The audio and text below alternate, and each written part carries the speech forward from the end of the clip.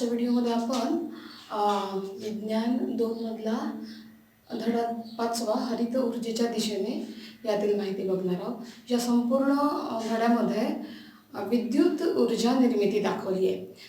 तर विद्युत ऊर्जा निर्मिती दाखवण्यासाठी वेगवेगळे ऊर्जा स्रोत वापरले आहे आणि त्याच्या आधारे विद्युत ऊर्जा मोठ्या प्रमाणावर कशी निर्माण करायची हे याच्यात सांगितलेलं आहे।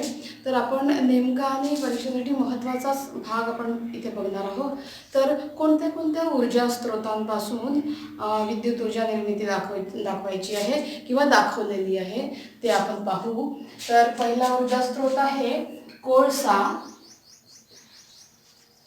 कोळशापासून विद्युत ऊर्जा निर्मिती दाखवलेली आहे।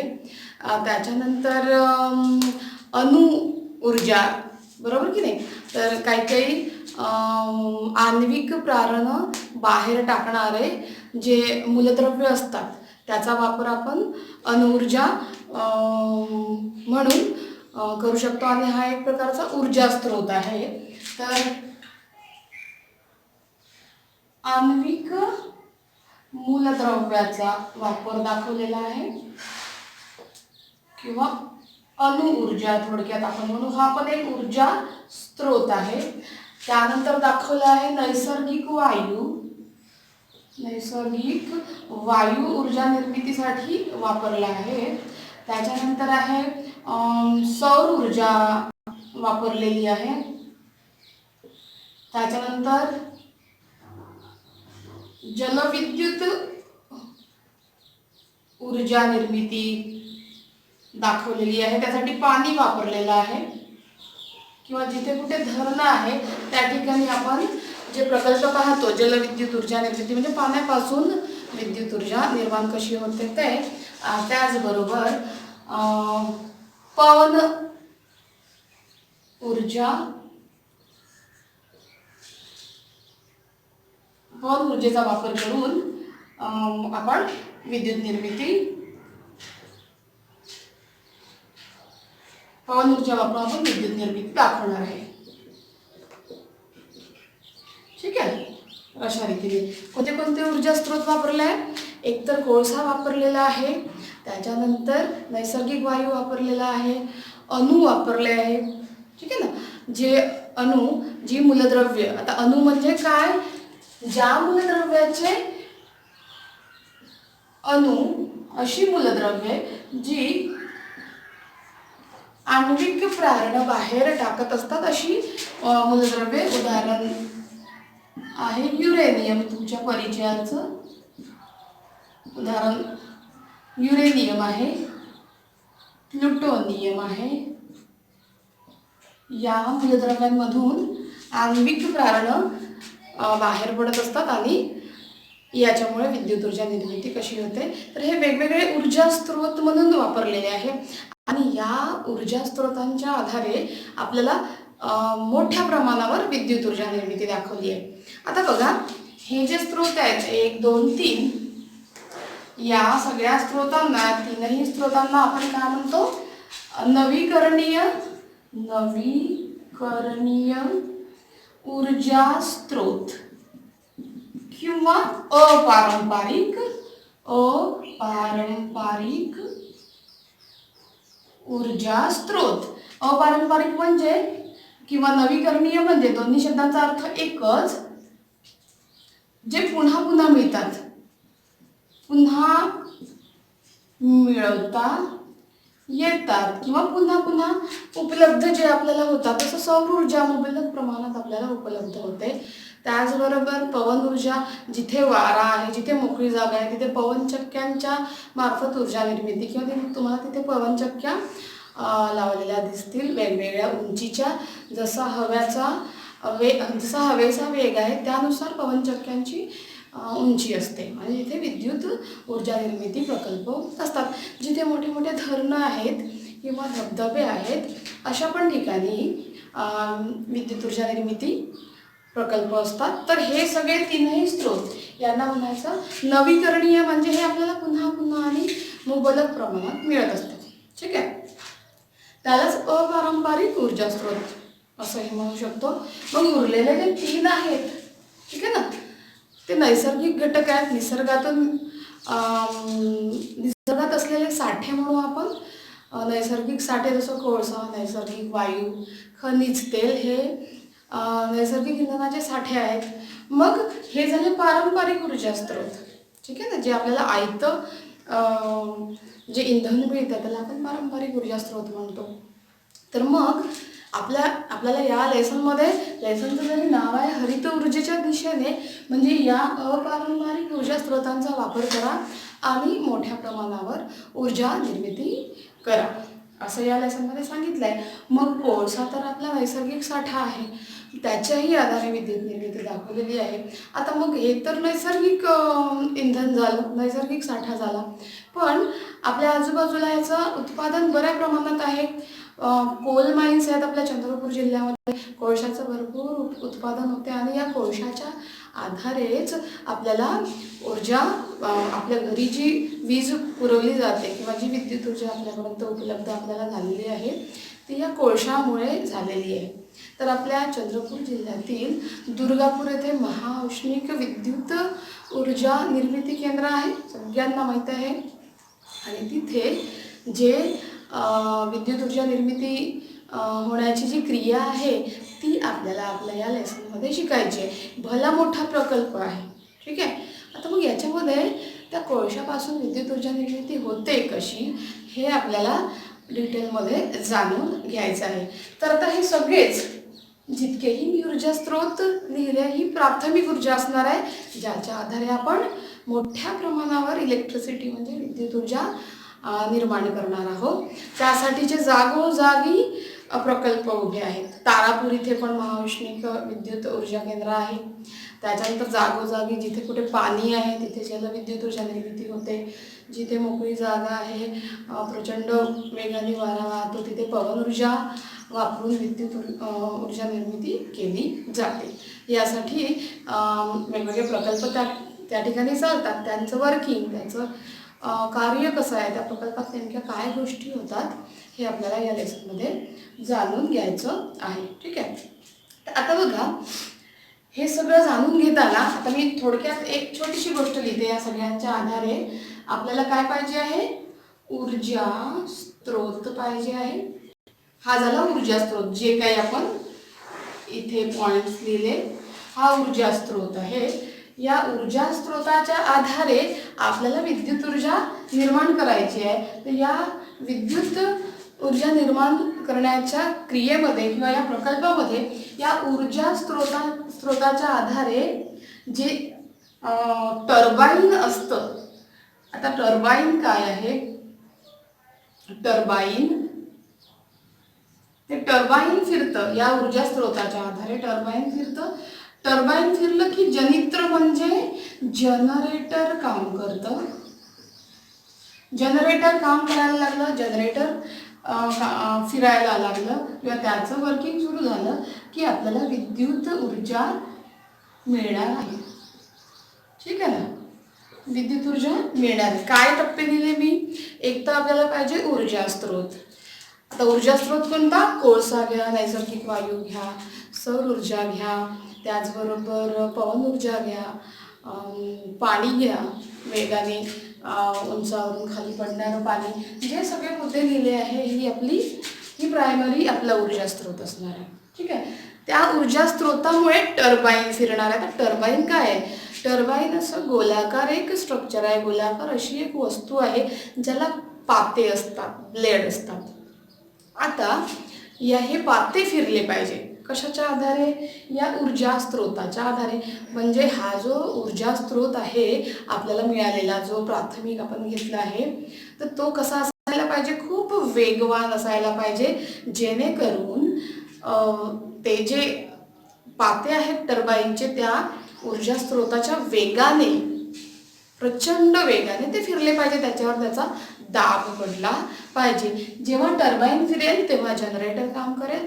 जसं जनरेटर काम करेल तशी आपल्याला विद्युत ऊर्जा मिळणार आहे. आता टर्बाईन आपल्याला चित्र दिलेल्या धड्यामध्ये तुम्ही पाहाल तर टर्बाईन कसं फिरतात. तर टर्बाईनचे पाते फिरण्यासाठी पाते फिरले पाहिजे, फिरवणे किंवा फिरल्या गेले पाहिजे. त्यासाठी आपल्याला वेगाने वाहणारा एकतर वारा पाहिजे, नाहीतर त्या पात्यांवर सांडणारा वेगाने वाहणारा एकतर वारा किंवा हवेचा झोत, हवेचा झोत, ठीक आहे, किंवा ऑब्लिक एकतर वेगाने वाहणारा वारा पाहिजे किंवा द्रव पदार्थ, द्रव पदार्थ त्या ब्लेडवर, त्या पात्यावर पडला पाहिजे. त्या पात्यावर द्रव पदार्थ म्हणजे आता इथे घेऊ आपण पाणी, उदाहरणार्थ पाणी. त्या टर्बाईनच्या पात्यांवर वेगाने पाणी सांडलं पाहिजे. जसं आपण जलविद्युत ऊर्जा निर्मितीमध्ये मोठाले धरणं जिथे असतात तिथे जलविद्युत ऊर्जा निर्मिती होते. तर असं होताना काय होतं, उंचावरून जे पाणी पडणार आहे त्या टर्बाईनच्या पात्यांवर, त्यामुळे ते पाते फिरणार आहे, बरोबर. तर असं द्रवरूप पदार्थ पाहिजे किंवा वायुरूप पदार्थ पाहिजे. तर वायू म्हटल्यानंतर वाफही एक तर वेगाने वाहणारा वारा असू शकतो, आणि जिथे वारा नाही आहे तर मग असं एक माध्यम, वाफ ही पण वायू रूपातच आहे. तर आपल्याला प्रचंड तप्त म्हणजे उष्ण अशी वाफ, उच्च दाबाची आणि उच्च तापमानाची वाफ आपल्याला कामी पडणार आहे. त्या वाफेचा झोत टर्बाईनच्या पात्यांवर पडला की टर्बाईनचे पाते फिरतील, जनरेटर काम करेल, विद्युत ऊर्जा निर्मिती होणार. हा एवढा चार्ट तुम्ही ह्या प्रायमरी गोष्टी आहेत. ऊर्जा स्रोत, त्याच्या आधारे टर्बाईन फिरणे, मग जनित्र काम करणे आणि मग विद्युत ऊर्जा निर्मिती. तर जो काही आपण प्रकल्प पाहणार आहोत त्याच्यामध्ये हा पूर्ण असा चार्ट, आपल्याला हा फ्लो चार्ट लक्षात ठेवायचा आहे, ठीक आहे. तर असं सगळं येणार आहे त्या प्रकल्पामध्ये, असं वर्किंग चालणार आहे. ते 4 टप्पे असणार आहे. तर आता आपल्याला ऊर्जा स्रोत यापैकी एक घेऊ. आता जनरेटर कसं काम करतं किंवा टर्बाईन आणि जनरेटर हे एकमेकांशी कनेक्ट कसे आहेत हे थोडंसं थोडक्यात समजून घेऊ. तर आता बघा, हे आपल्याला सांगण्यासाठी मायकल फॅराडे नावाचा शास्त्रज्ञ जो आहे त्यांनी आपल्याला चुंबकीय प्रवर्तन म्हणजे काय, त्याला इंग्रजीमध्ये इलेक्ट्रोमॅग्नेटिक इंडक्शन, इंड्यूस करणे म्हणजे आर्टिफिशियली म्हणजे कृत्रिमरित्या प्रोड्यूस करणे किंवा करवून घेणे ती गोष्ट. तर काय म्हणतो आपण, इंग्रजी शब्दामुळे आपल्याला अनेक गोष्टी लवकर समजतात. इंड्यूस करंट किंवा इलेक्ट्रो मॅग्नेटिक इंडक्शन, याला मी मराठी पण शब्द तुमच्यासाठी लिहिणार आहे. विद्युत चुंबकीय प्रवर्तन म्हणजे काय. आता हे समजावून सांगणारा एक छोटासा प्रयोग मी असं इथे आउटलाईन थोडं बरोबर तुम्हाला समजून सांगते, जेणेकरून आपल्याला टर्बाईन आणि जनित्र कसं, जनित्र म्हणजे जनरेटर आपण खूप जास्त प्रमाणात वापरतो शब्द, त्यालाच मराठीत जनित्र असं म्हणतात. तर इंड्यूस करंट म्हणजे काय किंवा इलेक्ट्रोमॅग्नेटिक इंडक्शन म्हणजेच, मी थोडक्यात पण इथे लिहिते याचा अर्थ हा, आणि सोपं समजण्यासाठी काय करणे, कृत्रिमरित्या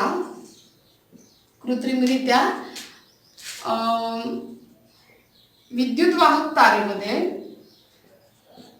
विद्युत वाहक तार जी आहे त्यातून इलेक्ट्रिक करंट म्हणजे विद्युत धारा वाहने ही क्रिया आपल्याला थोडक्यात समजून घ्यायची आहे. तर कृत्रिमरित्या विद्युत वाहक तारेतून विद्युत धारा कशी वाहते हे समजून सांगणारा एक छोटासा एक सर्किट काढते मी. बघा, एक तुम्हाला स्प्रिंग माहिती आहे, स्प्रिंग जे आपल्या रिफिलमध्ये पेनमध्ये वगैरे असतं. तर एक पुठ्ठा घ्यायचा, खरड्याचा गोलाकार असा पुठ्ठा किंवा एखादी लाकडी फळी घ्या, ठीक आहे. असं गोलाकार कागदाचा किंवा लाकडाचा असा गोलाकार असा पुठ्ठा घ्या. याच्यावर काय करायचं, आपल्याला विद्युत वाहक तार जोडायची आहे, ठीक आहे. आता विद्युत वाहक तार मी कशावर जोडली, जो पदार्थ इलेक्ट्रिक करंट वाहून नेत नाही असा पदार्थ म्हणजे लाकूड किंवा कागद, त्याच्यातून विद्युत धारा वाहत नाही. त्याला आपण गॅल्व्हॅनोमीटर लावणार आहोत. तर गॅल्व्हॅनोमीटर हा शब्द इंग्रजी आहे, मराठीतही आपण त्याला गॅल्व्हॅनोमीटरच म्हणतो. आता बघा इथे सेल नाही, काही नाही, लगकी नाही, काहीच नाही. ठीक आहे ना.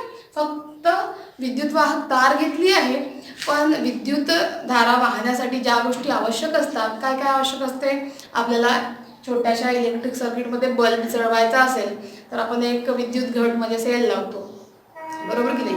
की लावतो म्हणजे प्लग की लावतो, कळ लावतो, त्याला उघडझाप करतो, तेव्हा विद्युत धारा त्याच्यातून वाहते, बंद होते, त्या कळेमुळे आपल्याला लक्षात येते. तर इथे तसं काहीच नाही. फक्त काय केलं आहे, विद्युत वाहक तार घेतली आहे, पण तारेतून जी विद्युतधारा वाहणार आहे त्यासाठी बाकी गोष्टी केलेल्या नाही आहे.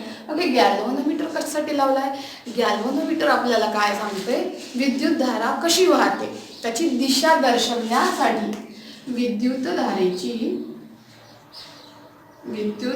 धारा वाहण्याची दिशा सांगण्यासाठी आपल्याला हे गॅल्व्हॅनोमीटर, गॅल्व्हॅनोमीटर मराठी शब्द पण तसाच आहे, गॅल्व्हॅनोमीटरच लिहिलेला आहे. यासाठी या उपकरणाचा वापर आहे. हे आपण त्या सर्किटमध्ये जोडले, इतर आपण काहीही जोडलेलं नाही. आता बघा, या सगळ्या ज्या तडजोडीवर किंवा जे काही आपण तयार केलं आहे, जे काही स्ट्रक्चर आपण बनवलं आहे, त्याच्याजवळ मी एक चुंबक आणणार. पट्टीच्या आकाराचा चुंबक, त्याला बार मॅग्नेट आपण इंग्रजीत म्हणतो. ठीक आहे. तर अशा रीतीने जेव्हा मी याच्याकडे चुंबक आणणार, नॉर्थ पोल, साऊथ पोल, उत्तर आणि दक्षिण ध्रुव, मी याला जेव्हा अशी जवळ आणणार, ठीक आहे, तेव्हा या गॅल्व्हॅनोमीटरमध्ये रीडिंग्स दिसतात, असे काटे असतात, स्केल असते. तर आता गॅल्व्हॅनोमीटरचा काटा असा सेंटरमध्ये आहे. जेव्हा मॅग्नेट नाही, काही नाही त्याच्याजवळ, तेव्हा जेव्हा हे चुंबक मी याच्या पाशी आणते, या कॉइलपाशी, तेव्हा गॅल्व्हॅनोमीटरचा जो काटा होता तो काय करतो, इकडे वळतो, अशी दिशा दाखवतो, उजव्या हाताला वळतो. चुंबक मागे नेलं की तो इकडून या जागेवर जातो, बरोबर. चुंबक जवळ आणलं की तो उजवीकडे डिफ्लेक्ट होतो, म्हणजे आपली हालचाल दाखवतो. त्याचबरोबर चुंबक दूर नेलं की तो ऑपोजिट आपली काट्याची दिशा वळवतो. आता हे जे डिफ्लेक्शन आहे किंवा ही काट्याची जी हालचाल आहे, हे काय सांगतं आपल्याला, या गॅल्व्हॅनोमीटरमधल्या या दिशादर्शक काट्याची जी हालचाल आहे ही आपल्याला तात्पुरतं या विद्युतवाहक तारेतून विद्युतधारा वाहत आहे हे सांगत असतं, बरोबर. असं जवळ आणलं चुंबक की विद्युतधारा वाहायला लागते, दूर नेलं की विद्युतधारा वाहण्याची दिशा बदलते, म्हणून. ठीक आहे, इकडे आणि इकडे. तर याला म्हणतात आपण चुंबकीय प्रवर्तन, असं आपल्या पुस्तकात म्हटलेलं आहे. तर अशी आपण आर्टिफिशियली थोड्या वेळासाठी या चुंबकाच्या हालचालीने त्या पूर्ण विद्युत वाहक तारेतून विद्युतधारा वाहू देऊ शकतो, बरोबर. याला इंड्यूस करणे म्हणजे कृत्रिमरित्या. सुरुवातीला आहे का इथे विद्युत धारा वाहील असं काही आपण मेकॅनिझम, असं काही सर्किट तयार केलं आहे का? नाही. फक्त चुंबक बाजूने जवळ आणल्यामुळे ह्या सगळ्या गोष्टी होतात आहे. तर असं होण्यालाच काय म्हणतात, इंडक्शन ऑफ करंट किंवा इलेक्ट्रोमॅग्नेटिक इंडक्शन, विद्युत चुंबकीय प्रवर्तन, म्हणजे चुंबकामुळे या तारेतून विद्युतधारा वाहायला लागली. तर असं सगळं मेकॅनिझम या इथे असणार आहे. ज्या टर्बाईन आणि जनित्र काम करेल तेव्हा हे असं त्यामध्ये सगळं सर्किट असणार आहे. आणि ह्यामुळे या तत्वावर, हे मायकल फॅराडे नावाच्या शास्त्रज्ञाचं तत्व आहे विद्युत चुंबकीय प्रवर्तन. तर यामुळे हे दोन्ही घटक चालणार आहे आणि हे याचं चालणं आपल्याला खूप महत्त्वपूर्ण आहे, कारण जनरेटरच्या आधारे विद्युत निर्मिती आपल्याला दाखवायची आहे. तर थोडंसं पुढे जाऊन अजून एक गोष्ट सांगते. आता बघा, हेच थोडं पुढे जाऊन अजून समजावून सांगते. हा फ्लो चार्ट लक्षात ठेवायचा. आता बघा, आता हे टर्बाईन कसं चालेल, टर्बाईन चाललं पाहिजे आणि जनरेटरमध्ये एक चुंबकीय दांडा असतो, किंवा थोडक्यात लक्षात ठेवायचं, जनरेटर जे आहे, जे महत्त्वपूर्ण जो या फ्लोचार्ट मधला जो पार्ट आहे त्याच्यामध्ये असतं चुंबक. जनरेटरमध्ये काय असतं, जनित्रामध्ये चुंबक असतं. ते चुंबक फिरलं पाहिजे. आता पहा, चुंबक फिरलं की हे जे चुंबकीय प्रवर्तन निर्माण झालं की नाही, तर याच्यामध्ये या चुंबकीय क्षेत्रामध्ये मग चुंबकीय प्रवर्तन या गोष्टीला म्हणतात, जी आता दाखवली. यामुळे चुंबकीय क्षेत्रामध्ये बदल होतो. तर थोडं पुढे जाऊन असंच मी अजून पुढे जनित्र आणि टर्बाईन फिरण्याची क्रिया कशी होते ते थोडक्यात सांगणार आहे. पुस्तकासारखंच नाही, पण रिलेटेड टू दॅट मी असं दाखवणार आहे तुम्हाला. बघा, समजा इकडून एक बार मॅग्नेट आहे आणि इकडून एक बार मॅग्नेट आहे. इथे याचा नॉर्थ पोल आणि याचा हा south pole, either north pole. बघू आपण काय आहे ते. या दोन मॅग्नेट घ्या. एक मॅग्नेट घेतलं तर मग कोणत्या आकाराचं घ्यावं लागेल आपल्याला? हॉर्सशू म्हणजे घोड्याच्या टापेच्या आकाराचं मॅग्नेट घ्यावं लागेल आपल्याला. काय पाहिजे? दोन भिन्न ध्रुव जवळजवळ पाहिजे. ठीक आहे. आता या दोन चुंबकाच्या मध्ये काय आहे? चुंबकीय क्षेत्र आहे. चुंबकाच्या मध्ये नेहमी चुंबकीय क्षेत्र निर्माण होत असतं. ही जागा म्हणजे आपण याला चुंबकीय क्षेत्र म्हणू. हे आहे चुंबकीय क्षेत्र.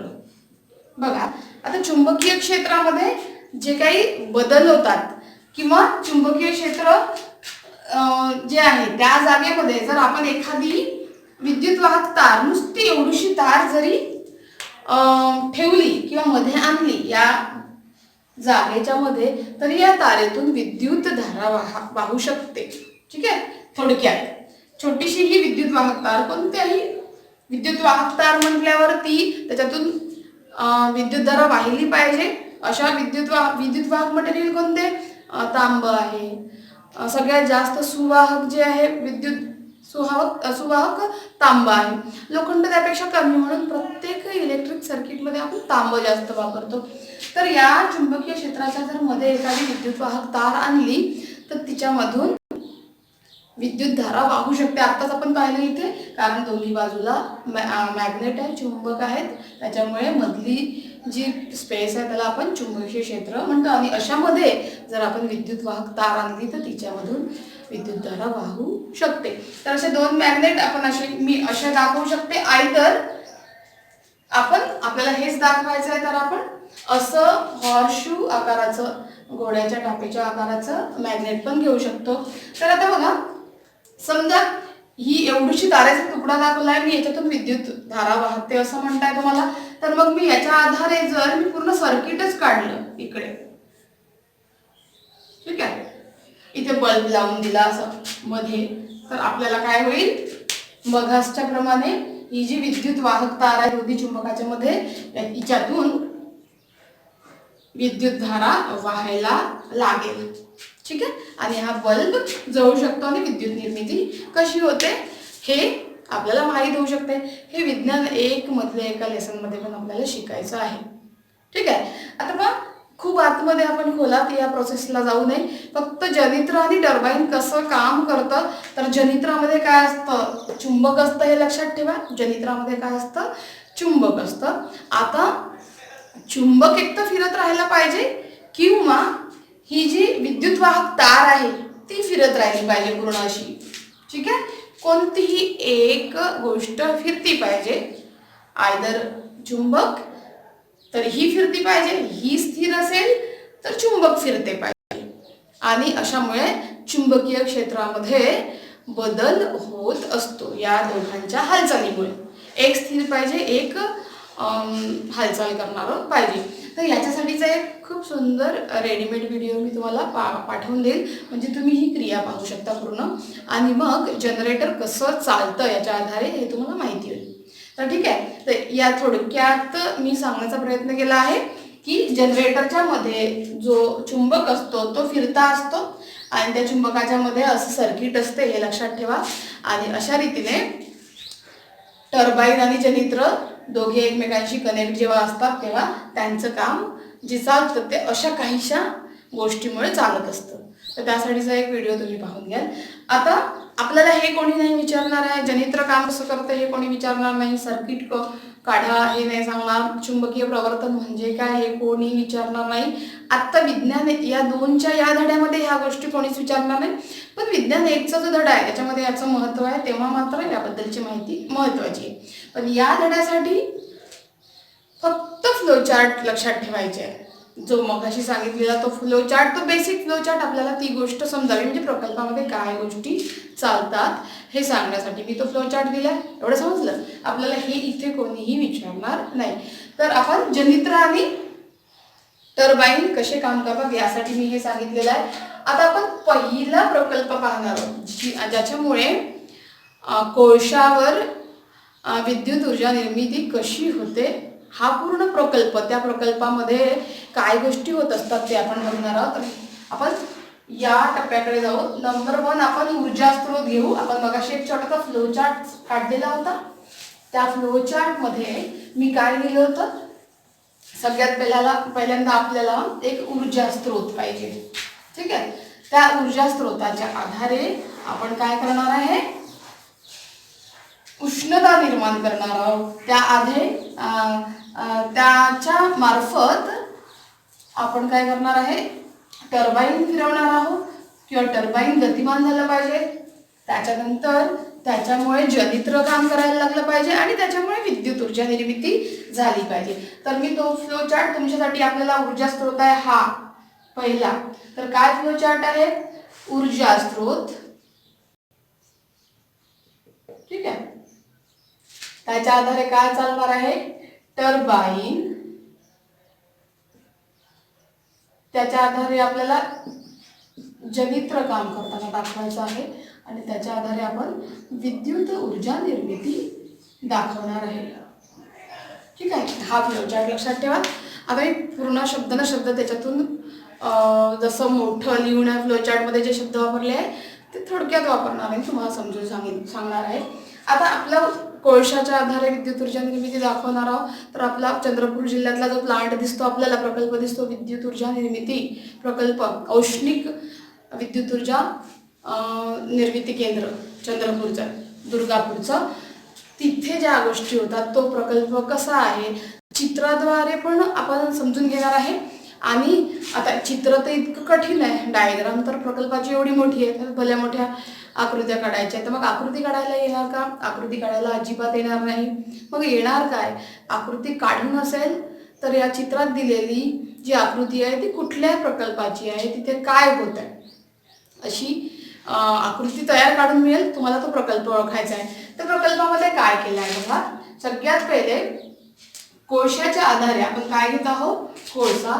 सगळ्यात आधारे एका बॉयलरमध्ये आकृती काढण्याचा प्रयत्न आहे. आकृती आपल्याला काढायची नाही आहे, आपण आकृतीमध्ये वेळ घालवणार नाही आहे. हे आहे बॉयलर. बॉयलरमध्ये म्हणजे ज्याच्यात पाणी असणार आहे. बॉयलरमध्ये काय असणार आहे, पाणी. ठीक आहे. म्हणून त्याला बॉयलर असं नाव आहे. मोठा एक ट्रंक, मोठा एक ड्रम सारखा ट्रंक किंवा ड्रम म्हणू आपण मराठीत. आता याच्यातलं पाणी आपल्याला उकळायचं आहे, त्यासाठी आपण कोळसा घेणार आहोत. तर याला उकळवण्यासाठी आपला ऊर्जा स्रोत कोणता आहे, कोळसा. कोळसा हा ऊर्जा स्रोत आहे आपला. आता पहा, कोळसा जळवणार आणि पाण्याची वाफ करणार आहे आपण, बरोबर. कोळसा जळतो, कोळसा जळल्यावर काय निर्माण होतो, प्रचंड धूर निर्माण होतो. म्हणून बॉयलरच्या बाजूला एक धुरांड दाखवलाय ज्याच्यातून धूर बाहेर पडत आहे. रिलेटेड गोष्ट खूप सोपा आहे समजायला. त्याच्यानंतर या पाण्याच्या उकळल्यामुळे झाल्या वाफा. ठीक आहे, वाफ झाली, बरोबर. आता ही जी वाफ आहे, बॉयलरमध्ये प्रचंड प्रमाणात आपण कोळसा जाळत आहे आणि पाणी उकळायला लागलंय. इथून बॉयलरमधून निघणारी जी वाफ आहे ती कशी असणार आहे, उच्च तापमानाची आणि दाबाची. उच्च तापमान आणि दाब असणार आहे, कारण बॉयलर कंटेनर आहे मोठंसं आणि त्याच्यातून वाफ निघायला लागतं, तेव्हा छोटंसं माध्यम आहे वाफ बाहेर निघायला. तर ती वाफ जेव्हा निघेल तेव्हा ती प्रचंड वेगाने असेल आणि त्या वाफेमध्ये एक तर उष्णता पण असणार आहे प्रचंड, आणि त्याचं तापमानही त्या वाफेचं प्रचंड जास्त असणार आहे. मग या वाफेमुळे मी मगाशीच म्हटलं, टर्बाईनचे पाते फिरायला आपल्याला एक तर वायुरूप पदार्थ पाहिजे किंवा वेगाने त्या टर्बाईनच्या पात्यांवर चालणारा द्रव पदार्थ पाहिजे. इथे काय आहे, आपल्याला वाफ झाली आहे म्हणून वायुरूप पदार्थ आहे. तर त्यामुळे काय फिरणार आहे का, इथे दाखवलं आहे असं टर्बाईन.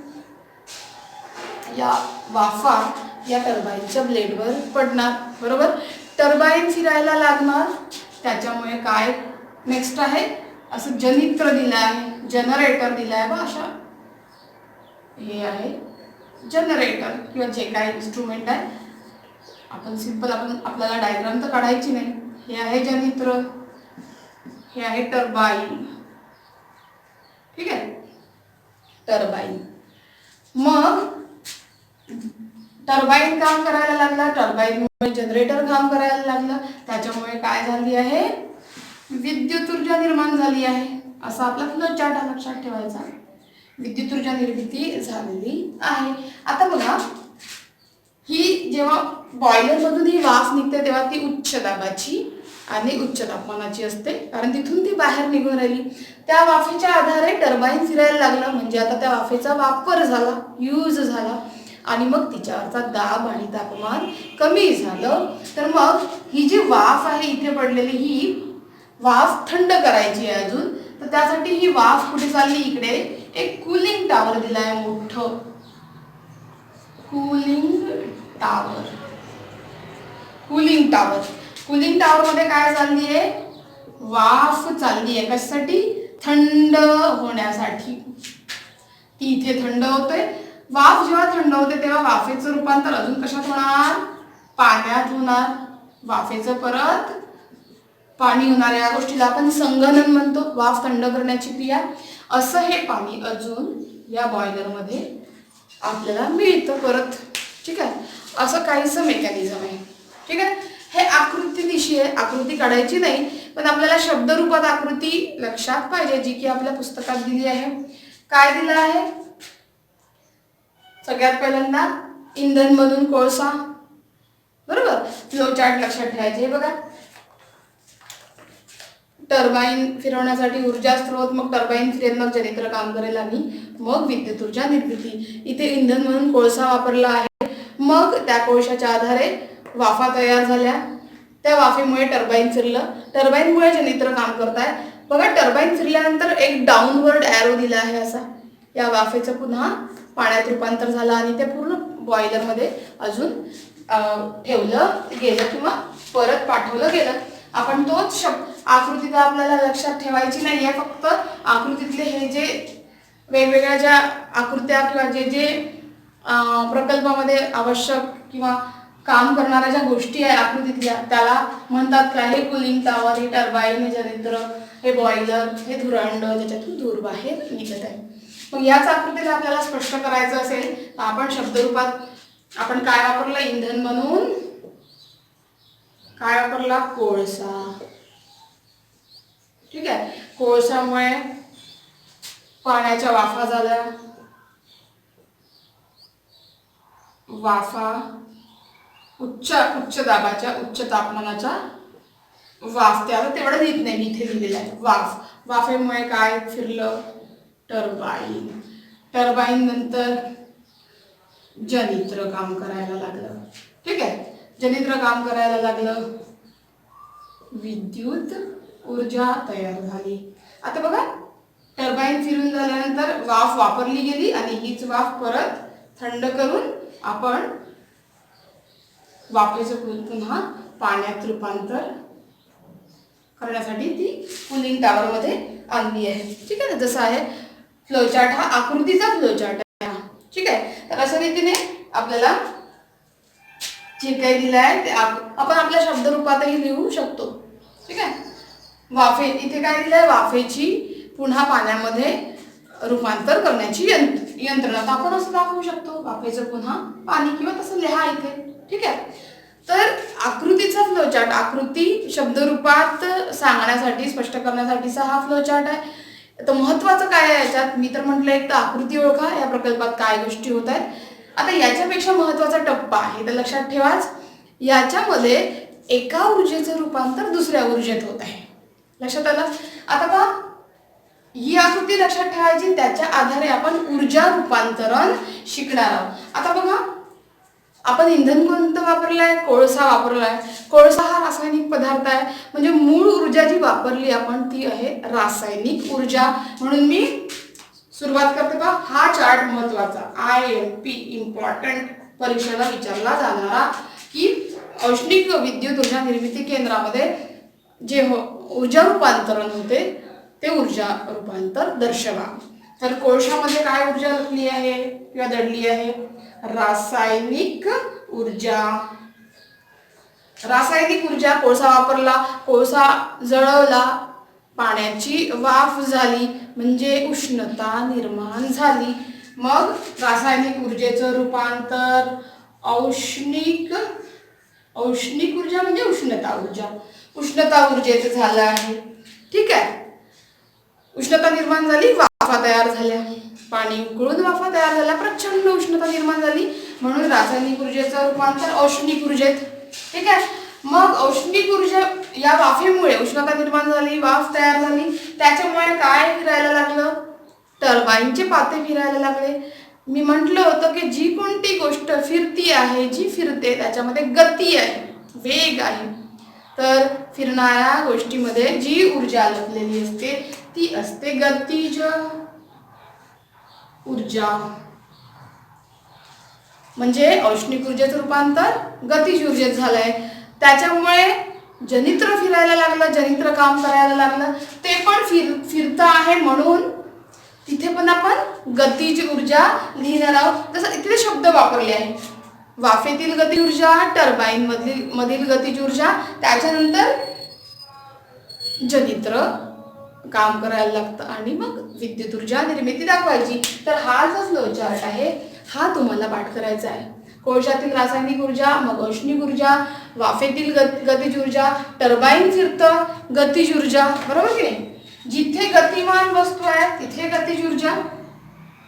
तर का उष्ण एक टप्पा माझा फक्त सुटला. औष्णिक ऊर्जा. औष्णिक ऊर्जेमुळे वाफ एका जागेवरून दुसऱ्या जागी जाते, म्हणजे ती पण गतिमान आहे, तिच्यातही वेग आहे. वाफेतील गतिज ऊर्जा. त्याच्यानंतर टर्बाईन फिरायला लागलं या वाफेमुळे, टर्बाईन मधील गतिज ऊर्जा. टर्बाईन मधील गतिज ऊर्जा. ज्या गोष्टी फिरतात किंवा हालचाल करतात, हालचाल करणाऱ्या गोष्टीमध्ये नेहमी गतिज ऊर्जा असते. ठीक आहे. कोळशातील उष्णता ऊर्जा, रासायनिक ऊर्जेचं रूपांतर उष्णता ऊर्जेमध्ये किंवा औष्णिक ऊर्जेमध्ये झालं, कारण उष्णता निर्मिती झाली. त्याच्यामुळे वाफ एका जागेवरून प्रेशरनी दुसरीकडे चालली, म्हणून वाफेत सुद्धा गतिज ऊर्जा आहे. त्याच्यामुळे टर्बाईनचे पाते फिरले, म्हणजे टर्बाईन फिरते म्हणजे गतिज ऊर्जा. जेव्हा टर्बाईन फिरते तेव्हा समजून जायचं, टर्बाईन फिरलं की जनरेटर काम करायला लागतं, म्हणून तो टप्पा नाही दिला तरी चालेल. जनरेटर जेव्हा काम करतं तेव्हा विद्युत ऊर्जा निर्मिती लिहून घ्यायची. तर याच्यामध्ये शेवटी टर्बाईनमुळे काय टर्बाईन फिरल्यामुळे विद्युत ऊर्जा निर्माण झाली. हा फ्लो चार्ट खूप महत्वाचा, याला करायचा प्रत्येक एका ठिकाणी. हा फ्लो चार्ट ऊर्जा रूपांतरण दर्शविणारा फ्लो चार्ट, किंवा वरील आकृती किंवा दिलेली आकृती कशाची आहे, हे काय सुरू आहे, हा कोणता प्रकल्प आहे, हे लिहा किंवा हे दर्शवा. त्याच्यामध्ये ज्या गोष्टी त्यांनी विचारल्या आहेत, काय होतं याच्यात काय होतं, इथे काय होत आहे, हे काय आहे, इंधन म्हणून काय वापरलं आहे, असे सगळे प्रश्न असणार आहे. तर आपण आजच्या क्लासमध्ये आपण औष्णिक ऊर्जेपासून विद्युत ऊर्जा निर्मिती दाखवली आहे. जे सगळं वर्किंग आपल्या प्रकल्पात चालतं मोठ्या. जसं तारापूरला अणुऊर्जा प्रकल्प आहे, Bhabha doctor Homi Jahangir Bhabha atomic research centre जे मुंबईला आहे, त्याच्यामध्ये आण्विक ऊर्जेच्या मार्फत विद्युत ऊर्जा निर्मिती दाखवली आहे. मोठा प्लांट आहे तो मुंबईचा. तसाच तारापूर आणि चंद्रपूर येथील औष्णिक ऊर्जेच्या आधारे कोळसा वापरून उष्णता निर्माण करून विद्युत ऊर्जा निर्मितीचा हा प्रकल्प अतिशय महत्त्वाचा प्रश्न आहे परीक्षेसाठी. जास्तीत जास्त वेळा हे ऊर्जा रूपांतरण विचारतात. पुढच्या पिरियडमध्ये वेगळा स्रोत घेऊ आपण, इंधन म्हणून वेगळा स्रोत घेऊ आणि असंच ऊर्जा रूपांतरण दाखवू. डायग्राम बघू थोडक्यात. डायग्रामचा फ्लो चार्ट शब्दरूपात आणि ऊर्जा रूपांतरणाचा चार्ट जास्त महत्त्वाचा आहे. तर इथेच थांबू. हे लक्षात आलं. हे व्यवस्थित नुसता फ्लो चार्ट तुम्हाला करायचा, बाकी काही करायचं नाही. खालचा ऊर्जा रूपांतरणाचा आणि डायग्रामचे फक्त वरवर जे नाव आहे तेवढे लक्षात ठेवा.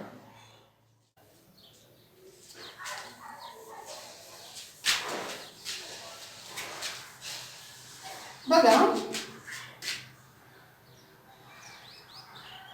खाली दिलेलं कट झालंय म्हणून मी वरती लिहून काढते. ऊर्जा रूपांतरण दर्शविणारा चार्ट. तर बघा, हा आता आकृतीचा फ्लो चार्ट झाला. जो महत्त्वाचा फ्लो चार्ट आहे तो आपण बघू. तर हा आकृती दर्शवणारा फ्लो चार्ट, शब्दरूपात आकृती काढणे. आता औष्णिक ऊर्जा निर्मिती केंद्रातील ऊर्जा रूपांतरण असं लिहून घेते. इथे जो दिलेला चार्ट आहे तो औष्णिक ऊर्जा निर्मितीचा आहे. काय घेतलं आपण? इंधन म्हणून आपण कोळसा घेतलेला होता. ठीक आहे ना. हेच लिहायचं, हे समजलं पाहिजे. पहिला टप्पा आहे कोळसा. तर कोळसा हा रासायनिक पदार्थ आहे, तर त्याच्यामध्ये रासायनिक ऊर्जा आहे. हा जाळल्यामुळे उष्णता निर्माण झाली, प्रचंड उष्णता निर्माण झाली, म्हणून रासायनिक ऊर्जेचं रूपांतरण औष्णिक किंवा उष्णता ऊर्जेत झालं असं म्हणू. सोपा शब्द पाहिजे असेल तर उष्णता ऊर्जा. त्याच्यामुळे वाफ तयार झाली आणि वाफ बॉयलर मधून निघून टर्बाईनच्या पात्यावर पडली. तर वाफ एका जागेवरून दुसऱ्या जागी जात आहे, म्हणून वाफेत सुद्धा मुवमेंट किंवा हालचाल करणारी, एका जागेवरून दुसऱ्या जागी जाणारी जी वस्तू आहे तिच्यामध्ये गतिज ऊर्जा असते. वाफेतील गतिज ऊर्जा. वाफेतील गतिज ऊर्जेमुळे टर्बाईनचे पाते फिरायला लागले. गोल गोल गोल गोल गोल गोल फिरणाऱ्या प्रत्येक वस्तूमध्ये सुद्धा गतिज ऊर्जा असते, म्हणून टर्बाईन मधील गतिज ऊर्जा. आणि त्यानंतर टर्बाईन एकदा फिरलं की आपल्याला ऊर्जा रूपांतरणामध्ये जनित्र जनरेटरची स्टेप लिहायची नाही. टर्बाईन फिरलं की जनित्र काम करायला लागतं आणि जनित्र काम करायला लागलं की विद्युत ऊर्जा निर्माण होते. तर विद्युत ऊर्जा निर्मिती नाही, आपण काय करतो आहे, विद्युत ऊर्जा निर्माण झाली पण कन्व्हर्शन रूपांतरण दाखवत आहे. कोणती ऊर्जा? प्राथमिक ऊर्जा कशी होती आणि ती कशी पुढे पुढे रूपांतरित होत गेली. हा चार्ट खूप